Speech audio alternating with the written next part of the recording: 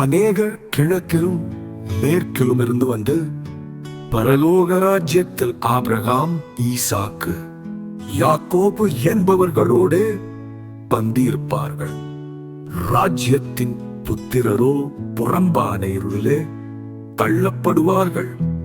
அங்கே அழுகையும் பற்கடிப்பும் உண்டாயிருக்கும் என்று உங்களுக்கு சொல்லுகிறேன் என்றார். பின்பு இயேசு 100க்கு அதிபதியை நோக்கி, நீ போகலாம், நீ விசுவாசித்தபடியே உனக்கு ஆகக் கடவது என்றார். அந்த நாழிகையிலே அவன் வேலைக்காரன் சொஸ்தமானான்.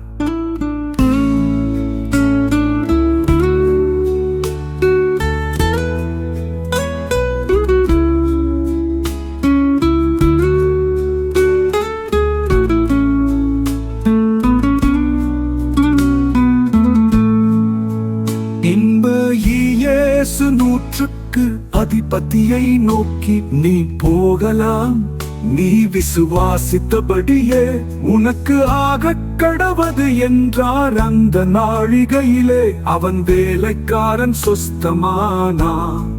இயேசு பேதுருவின் வீட்டிலே வந்து அவன் மாமி ஜூரமாய் கிடக்கிறதை கண்டார். அவர் அவள் கையை தொட்டவுடனே ஜூரம் அவளை விட்டு நீங்கிற்று. அவள் எழுந்திருந்து அவர்களுக்கு பணிவிடை செய்தாள்.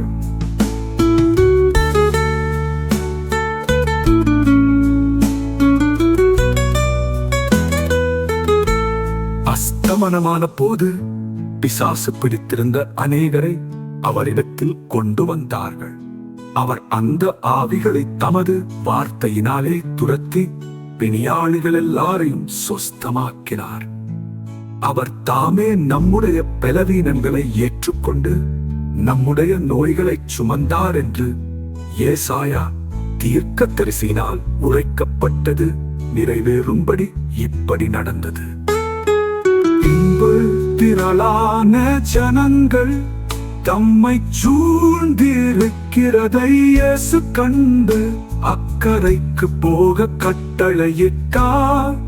அப்பொழுது வேத பாரகன் ஒருவன் வந்து, போதகரே, நீர் எங்கே போனாலும் உம்மை பின்பற்றி வருவேன் என்றான். அதற்கு இயேசு, நரிகளுக்கு குழிகளும் ஆகாயத்து பறவைகளுக்கு கூடுகளும் உண்டு, மனுஷகுமாரனுக்கோ தலை சாய்க்க இடமில்லை என்றார்.